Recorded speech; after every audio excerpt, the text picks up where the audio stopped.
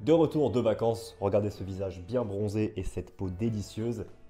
J'ai pris un peu de temps pour réfléchir et en fait, en scrollant un peu Instagram et en pensant un peu, je me suis rappelé que je parle tout le temps de surcharge progressive, mais il y a un petit truc que j'oublie à chaque fois. Et en même temps, pour faire une vidéo un peu plus longue, je vais aussi parler de tension mécanique. C'est le truc le plus important pour prendre du muscle.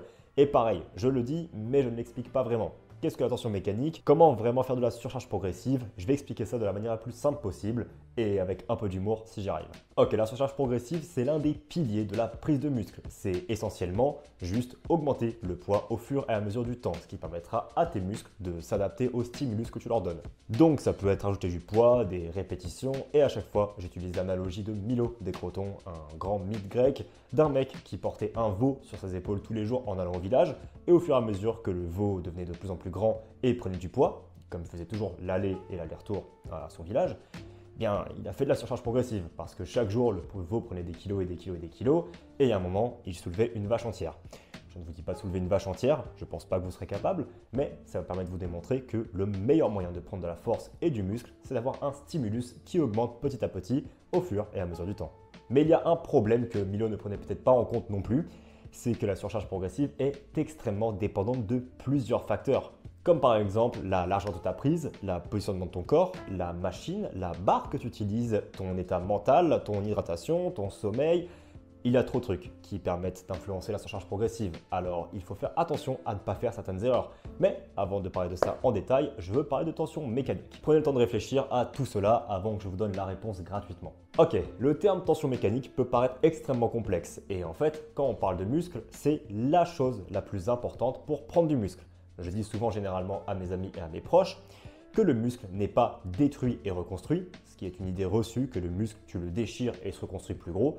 Ce n'est pas ça. Le muscle s'adapte à la tension mécanique. En gros, tu lui donnes un stimulus et il se dit « mince, j'arrive pas du tout à pousser cette charge, il va falloir que je me reconstruise et que je devienne plus fort pour pouvoir surpasser ça. » Ce n'est pas « oh, cette charge m'a fait mal aux muscles et me les a déchirés, je vais le construire plus gros pour pouvoir y arriver. » Non, c'est je donne une tension qui est énorme et que le corps n'arrive plus à surpasser. Et du coup, pour s'adapter et pour que dans le futur ce soit moins dur, il augmente la taille des sarcomères ou des fibres musculaires. Mais ça, c'est vraiment complexe et la science derrière tout ça ne vaut pas tant le coup d'être étudiée. Le meilleur moyen pour moi de comprendre ça, c'est le modèle des répétitions efficaces. Le modèle des répétitions efficaces, c'est un modèle qui n'est pas totalement vrai, mais qui est extrêmement simple pour vous expliquer comment maximiser cela. Le modèle des répétitions efficaces dit que les 5 dernières répétitions dans une série sont les répétitions les plus importantes. Ce sont les répétitions où il y a de plus en plus de tension mécanique parce qu'il y a un recrutement total des fibres musculaires et il y a un ralentissement net de la contraction. Tu vois, c'est le moment quand tu es comme ça et que tu n'en peux plus et que tu pousses et que tu vas tout. Tu vois de quoi je parle. Et même si en effet tu peux gagner du muscle en faisant des répétitions très loin de l'échec, le modèle des répétitions efficaces te montre comment facilement avoir de la tension mécanique. Et donc pour maximiser cela, essaye d'aller toujours dans les 5 dernières reps autour de l'échec, soit jusqu'à l'échec ou une ou deux reps avant. Et un des trucs les plus importants, c'est d'avoir des répétitions entre 6 et 12. Tout simplement parce qu'en dessous de 6, tu vas mettre beaucoup de poids et bon, si tu veux juste prendre du muscle, ce n'est peut-être pas le meilleur truc pour toi en termes de récupération des tendons et des ligaments et aussi en termes de tension totale, mais parce qu'au-dessus de 12 répétitions, et c'est là où beaucoup de personnes pourraient m'attaquer parce que je ne fais jamais au-dessus de 12 répétitions, la raison est très simple. La perception que tu as d'aller à l'échec va être fortement influencée par la douleur musculaire. Tu vas penser que tu n'en peux plus et que tu ne peux plus faire de répétitions parce que tu as tellement mal aux muscles que tu penses que tu es à l'échec. Alors que pas du tout. Tu pourrais complètement continuer si tu n'avais pas cette douleur musculaire là. Et plus tu montes dans les répétitions, plus la douleur musculaire est haute. Donc généralement, je ne conseille pas plus de 12 répétitions parce que c'est le point où tu vas commencer à avoir des brûlures énormes du muscle. Si tu fais ça depuis très longtemps et que tu peux t'assurer à 100% de pouvoir être proche de l'échec avec des hautes répétitions et que tu adores faire d'autres répétitions, vas-y, fonce. Pour la plupart d'entre vous, je pense que c'est plus simple d'avoir un poids entre 6 et 12, qui est d'ailleurs pour moi un des poids les plus fun, parce que tu as ce parfait ratio de poids soulevé et de tension et de sensation, et tu n'es pas là en train de soulever un poids comme un débile jusqu'à temps que ça te fasse un peu mal. Bon, je préfère 6 à 12 parce qu'en plus, tu soulèves plus de charges lourdes, donc tu recrutes plus de fibres, et donc tu peux aussi augmenter généralement ta force totale plus rapidement que si tu faisais des 12, 15, 18, 30 répétitions. Mais attention, cela ne veut pas dire que 6 à 12 c'est mieux, c'est juste que c'est plus simple de s'estimer et d'aller proche de l'échec. Tu peux totalement faire les mêmes gains musculaires avec 6, 12, 8, 15 reps tant que tu vas à l'échec. C'est juste que 6 à 12, c'est pour moi le meilleur ratio pour beaucoup. Si tu gères ça, félicitations, tu as un des plus gros facteurs de la prise de muscle pris en compte, la tension mécanique. C'est aussi bête que ça.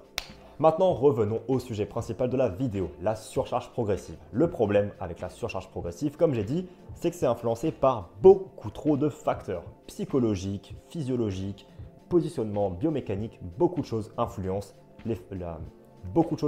ta capacité à mettre du poids. Et en fait, il peut être facile de croire que tu augmentes le poids sur une machine, sur tes haltères, sur une barre, alors qu'en fait, tu utilises juste ton corps et tu changes le mouvement pour pouvoir soulever plus. Tu mets plus de jambes, tu mets plus de rotation, tu mets plus d'avant-arrière dans le mouvement quand tu tires comme ça. Et en fait, tu crois que tu augmentes le poids alors qu'en fait, tu ne fais que tricher. Ce qui en soi n'est pas un problème. Mais si on veut vraiment avoir une surcharge progressive,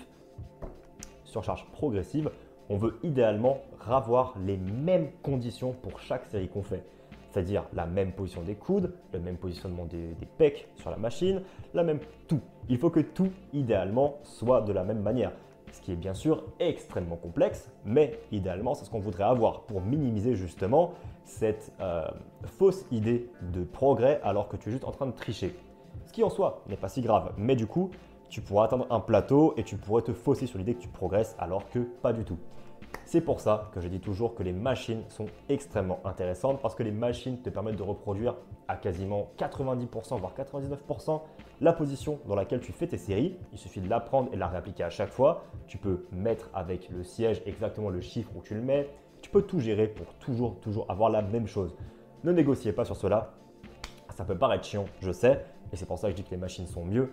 C'est que pousser dans les mêmes conditions chaque semaine, c'est l'idéal pour pouvoir vraiment jauger ton progrès parce que sinon, comme je dis, tu te mens à toi-même. Tu penses que tu progresses et que tu prends plein de kilos alors qu'en fait, tu lances plus avec tes jambes tout simplement. Et la deuxième chose, c'est qu'il ne faut pas oublier de garder des exercices pendant longtemps. Je vois beaucoup trop de gens dans leur programme qui pensent faire de la surcharge progressive et ils le font pendant 1-2 semaines. Ils augmentent le poids sur leur machine, 1-2 semaines, ils changent d'exercice. Tant que tu n'as pas eu un plateau, c'est-à-dire une zone où tu ne progresses plus et tu n'arrives plus à faire un poids, continue de faire cet exercice s'il te plaît. Les seules choses qui devraient te faire arrêter de faire un exercice, c'est soit parce que tu en as complètement marre, soit parce que tu ne progresses plus. Et au minimum, même si tu en as complètement marre, fais un exo pendant au moins 4 semaines. Prends le temps de progresser sur un exercice. Ton corps va apprendre à devenir plus efficace, soit neurologiquement et physiologiquement, donc tu vas pousser plus de poids. Tu vas apprendre à mieux faire ton exercice. Donc, changer d'exercice toutes les semaines ne sert absolument à rien à mes yeux. Essaie de faire un exercice pendant au moins 4 semaines et à partir de 4 semaines, libre-toi de faire ce que tu veux. Mais si tu adores un exercice et que tu fais que de progresser dessus chaque semaine, pourquoi est-ce que tu le changerais? Ne le change pas, tu peux le garder 24 semaines si tu as envie, tu peux le garder 3 ans si tu as envie. Tant que tu progresses et tu l'aimes bien, continue. N'aie pas peur de changer. Ne te dis pas qu'il faut changer d'exercice, tu ne perds absolument rien. Je pense avoir tout dit. C'était vraiment ce que je voulais aborder sur la surcharge progressive. Le fait que ce n'est pas juste rajouter du poids ou des répétitions, mais c'est aussi avoir les mêmes conditions à chaque fois pour ne pas fausser ta surcharge et penser progresser alors que soit tu triches, soit tu étais fatigué, soit tu as mis les mains un peu plus larges, ce qui t'a permis de pousser un peu plus lourd parce que tu réduisais l'amplitude. Et ça peut paraître complexe et ça peut paraître effrayant. Et si c'est le cas et que tu n'aimes pas réfléchir, encore une fois, ne te fais pas trop chier avec ça parce que c'est peut-être une manière d'augmenter le gain de muscle ou le gain de force de quelques pourcentages. Et si vraiment ça t'embête, ne te prends pas la tête avec ça. Mais généralement, c'est pour ça que je dis aux gens toujours d'avoir un coach quand ils commencent la salle. C'est que ça leur permet justement de comprendre ça extrêmement vite. Si jamais vous voulez maximiser ça, encore une fois, les machines sont votre meilleur ami. N'oubliez pas que les machines sont extrêmement fonctionnelles et que le muscle, tant que tu en prends, tu vas devenir de plus en plus fort. Non, ça ne veut rien dire ce que j'ai dit. Ce que je veux dire plutôt, c'est que tant que tu prends en muscle, on s'en moque. Il n'y a pas de muscle fonctionnel ou de force fonctionnelle. La taille de ton muscle est le seul prédicteur de ton adaptabilité, c'est-à-dire ta capacité à devenir plus fort sur une tâche. Donc, tu peux être extrêmement fort en faisant que des machines. Donc, ne te restreins pas à faire des barres et des haltères. Si jamais tu n'arrives pas à faire ce que je dis, fais des machines et tu t'en sortiras très bien. C'est tout pour moi. Je vais revenir sur un meilleur emploi du temps pour faire des vidéos, maintenant que je suis rentré de vacances. Et je ne sais pas trop, en fait, si je devrais faire des vidéos plus éditées, moins éditées. Je ne sais pas trop comment orienter cette chaîne actuellement. De plus en plus de gens s'abonnent, commentent et ça me rend extrêmement heureux de vous voir ici. Néanmoins, je ne sais pas trop ce qui vous plaît. Donc vraiment, s'il vous plaît, si vous pouviez me dire ce que vous préférez. Est-ce que vous préférez des vidéos où je parle comme ça, un peu style podcast tout seul, sans editing?